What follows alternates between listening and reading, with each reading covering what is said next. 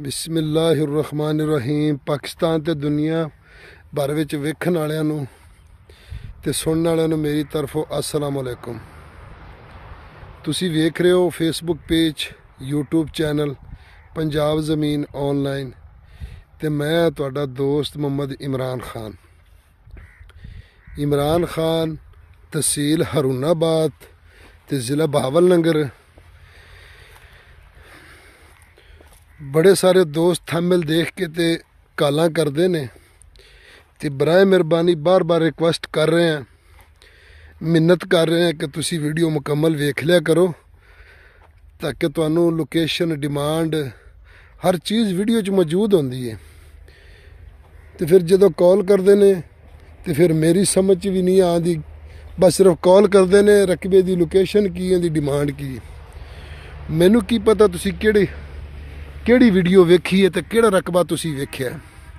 इसलिए तो मैं कहना बार बार कि मेहरबानी तुसी वीडियो मुकम्मल वेख लिया करो। इस वास्ते फिर तुसी मैंने दसोगे कि फलां रकबा फलानी जगह ते पिया, इन्ना उनका पानी, इन्ना उनका डिमांड हैगा, इन्ने एकड़ हैगी, इन्ने किले ने। फिर मेरे फट जेन च आएगी कि फलाने रकबे की भाईजान तफसील पूछ रहे हैं।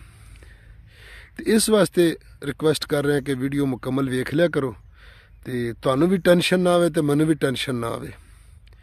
तो कोई नज़ला जुकाम की वजह नाल आवाज़ च भी फर्क आ रहा।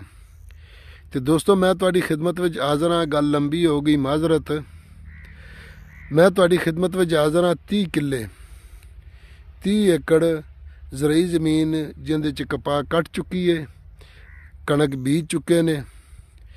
दोस्तों लोकेशन की अगर गल की जाए तो लोकेशन तहसील हरूनाबाद ते ज़िला बहावलनगर दे विच रकबा मौजूद है। और बहावलनगर तहसील बहावलनगर ते ज़िला भी बहावलनगर रकबा मौजूद है दोस्तों। तो ये 31 किले बहावलनगर तो हरूनाबाद मेन रोड दरम्यान च एक शहर आंदा डूंगा बूंगा, उहदे तो अगे जनाब अली बार्डर एरिए च रकबा मौजूद है। डूंगे बूंगे तो ये तकरीबन कोई 15-16 किलोमीटर दूर है। तो बार्डर एरिए के बिल्कुल नज़दीक है जिथे जीरो लाइन इंडिया की बाउंड्री आती है। उनके तो कोई 2-3 मरबे पिछे रकबा पिया दोस्तों। सालाना इनका पानी है तो थले का पानी मिठा, तल का पानी मिठा है।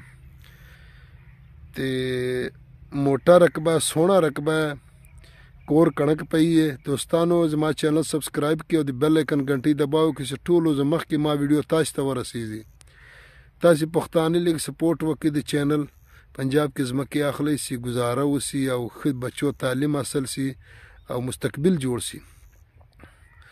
दोस्तों ये 31 एकड़ इनका सालाना पानी है, थले का पानी मिठा है। तो सालाना जरा पानी है, मैनर का पानी है, तो 22 मिनट इनका फी किले का पानी है। इस तरह की मुकम्मल लोकेशन, मुकम्मल चीज़ तुहानू कोई भी यूट्यूबर नहीं दसेगा जिवें मैं तुहानू दसना।